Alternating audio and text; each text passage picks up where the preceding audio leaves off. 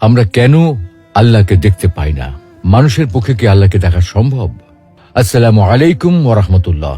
প্রিয় দর্শক, আজকে আমরা আল্লাহকে কেন দেখা যায় না এবং মানুষের পক্ষে আল্লাহকে দেখা সম্ভব কি না এ বিষয়ে আল কোরআন, বিশুদ্ধ হাদিস এবং বিজ্ঞানের আলোকে বিস্তারিত আলোচনা করার চেষ্টা করব ইনশাআল্লাহ। প্রিয় দর্শক, আল্লাহ তাআলার দিদার প্রতিটি মুমিনের চির আকাঙ্ক্ষার বিষয়।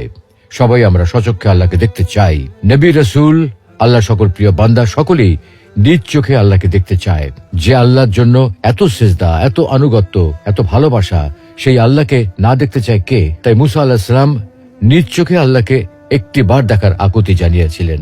কিন্তু মুসা আলাইহিস সালামের মতো জলিলুল কদর রাসূলের পক্ষে আল্লাহকে দেখা সম্ভব হয়নি। আমাদের প্রিয় নবী মুহাম্মদ সাল্লাল্লাহু আলাইহি ওয়াসাল্লামের অন্তরেও আল্লাহকে দেখার ভীষণ আকুতি ছিল, কিন্তু সাইয়্যিদুল আম্বিয়ার পক্ষেও আল্লাহকে দেখা সম্ভব হয়নি। বস্তুত দুনিয়াতে কারো পক্ষেই আল্লাহকে দেখা সম্ভব নয়।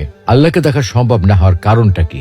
প্রিয় দর্শক, এই পৃথিবী এবং মহাবিশ্বে বাস্তবে যা কিছু আছে, যে সকল পদার্থ এবং শক্তি আছে, যেগুলোর অস্তিত্ব বাস্তবে বিদ্যমান আছে, আমরা কিন্তু সেগুলোর সবকিছু চোখে দেখি না।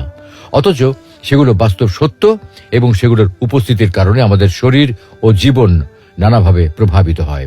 কিন্তু তারপরেও আমরা সেগুলো দেখতে পাই না, কারণ রিয়েলিটি বা বাস্তব জগৎ শুধুমাত্র আমাদের পঞ্চ ইন্দ্রিয়ের মধ্যে সীমাবদ্ধ নয়।